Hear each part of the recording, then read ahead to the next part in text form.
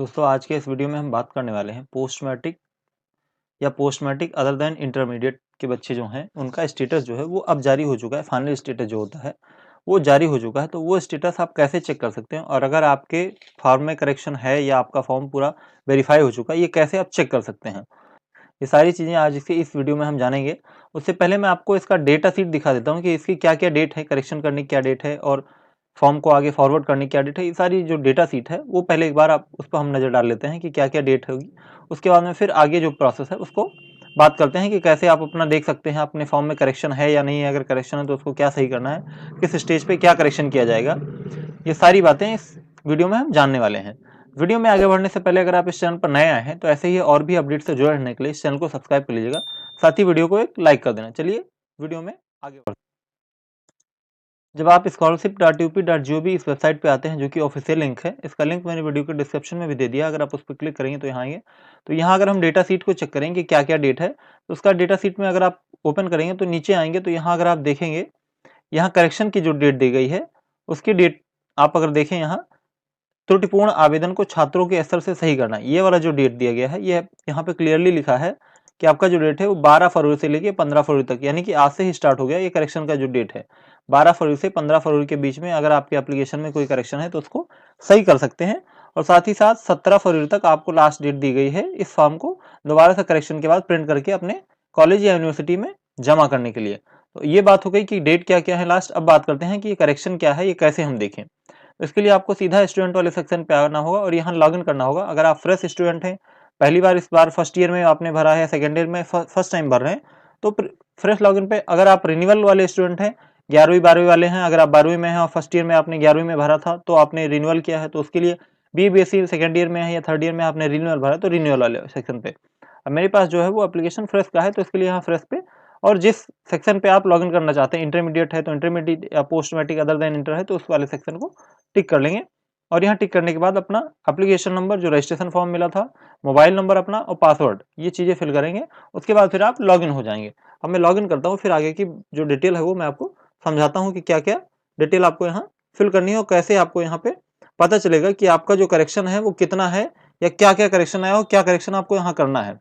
अब जब आप लॉगिन हो जाते हैं अपने यहाँ इस विंडो में, तो होम पेज पे आपको यहाँ देखने को मिलता है एक बेसिक सा जो स्टेटस है वही देखने को मिलता है कि आपका एप्लीकेशन फॉर्म जो है वो फॉरवर्ड हुआ कि नहीं हुआ है।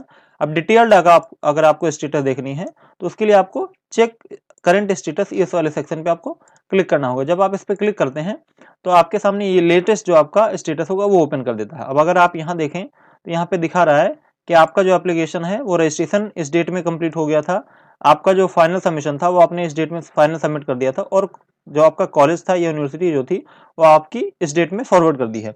अब यहाँ पे है रिस्पॉन्स पेंडिंग बाय PFMS, ये वाला पेंडिंग अभी दिखा रहा है। उसके बाद में पेंडिंग है डिस्ट्रिक्ट स्कॉलरशिप कमेटी, यानी कि विकास भवन में जो आपका समाज कल्याण विभाग होता है वहां भी पेंडिंग है। तो इसका ये मतलब नहीं है कि आपका जो फॉर्म है वो फॉरवर्ड नहीं किया जाएगा या आपका पैसा जो है वो नहीं आएगा, ऐसा कुछ नहीं है।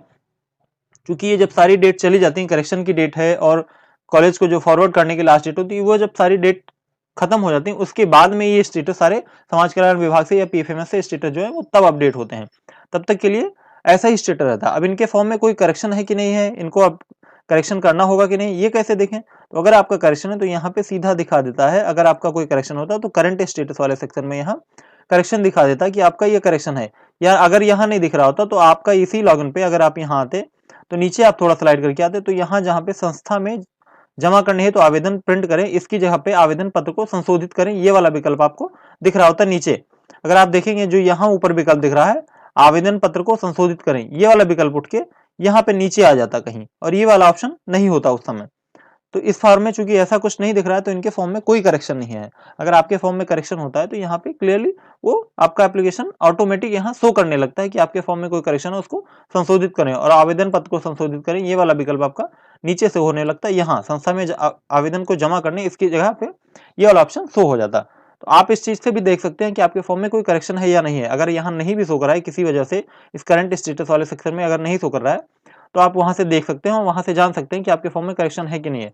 वैसे भी अगर इसमें देखें तो यहाँ भी ये शो हो जाता है, अगर कोई करेक्शन होता है इस फॉर्म में तो यहाँ क्लियरली मेंशन हो जाता है कि इस फॉर्म में ये करेक्शन है, इनको ये करना होगा। अब चूंकि इनके फॉर्म में कोई करेक्शन है तो इनको कुछ नहीं करना है। जब ये लास्ट डेट सारी चली जाएगी आपकी जो कॉलेज से फॉरवर्ड करने की डेट है और ये सारी डेट जो है लास्ट डेट वो जब गुजर जाएंगी तब उसके बाद में यहाँ स्टेटस जो है वो अपडेट हो जाएगा। जैसे कि यहाँ देखेंगे अगर तो एनआईसी द्वारा पुनः स्क्रूटनी, ये 26 फरवरी तक एनआईसी का ही स्क्रूटनी होगा। अब जब 26 फरवरी की डेट चली जाएगी उसके बाद में फिर स्टेटस आपका जो है वो डीडब्ल्यू वाला फॉरवर्ड होने लगेगा और पीएफएमएस वाला भी फॉरवर्ड होने लगे। तब तक के लिए यही स्टेटस आपका देखेगा। उसके लिए आप बिल्कुल भी घबराइए मत, परेशान मत होइए। आपका स्टेटस जो है वो धीरे धीरे हट जाएगा जब ये लास्ट डेट सारी चली जाएंगी। 26 फरवरी जैसा कि मैंने आपको लास्ट डेट दिखाया, वो जब हट जाएगा तो यहाँ पे वेरीफाइड हो जाएगा और यहाँ पे भी वेरीफाइड हो जाएगा। इन द केस अगर आपका वेरीफाई नहीं भी होता है, पेंडिंग रह जाता है, तो उस समय भी आपके पास एक लास्ट ऑप्शन बचता है कि आप अपने वहाँ समाज कल्याण विभाग जो होता है आपके यहाँ आपके जिले का, वहां पे जाएं और उनसे रिक्वेस्ट करें आप कि आपका जो फॉर्म है या फॉर्म का जो डेटा है उसको फॉरवर्ड कर दें अपने समाज कल्याण विभाग से। आपका जो समाज कल्याण विभाग होता है वहां से आपको रिक्वेस्ट करनी होगी कि आपका जो फॉर्म का डेटा है उसको वो फॉरवर्ड कर दें। और वहां से जब वो फॉरवर्ड कर देंगे तो आपका मैनुअली ये आपको ये रिक्वेस्ट मैनुअली करनी होगी, और कुछ नहीं ऑप्शन होता है। फिर वहां ऑनलाइन का कोई ऑप्शन नहीं रह जाएगा, आपको मैनुअली फिर यहाँ जाके उनसे रिक्वेस्ट करनी होगी कि आपका जो डेटा है उसको फॉरवर्ड कर दें। तो वहां से आपका वो जो फॉरवर्ड कर देंगे तो आपके पैसे आने के जो चांस है वो बन जाते हैं। इन द केस ये तब की बात है जब आपका यहाँ स्टेटस जो है वो नहीं हटता, पेंडिंग ही रह जाता तब। और ये काम आपको 15 मार्च से पहले ही कर लेना होगा। अगर पेंडिंग रह भी जाता है तो 15 मार्च से पहले अपने समाज कल्याण विभाग में जाना होगा, वहां उनसे रिक्वेस्ट करनी होगी कि आपका जो ये डेटा है उसको फॉरवर्ड कर दें। मैं आशा करता हूं कि आपको जो यह जानकारी दी है वो जानकारी आपको समझ में आई होगी।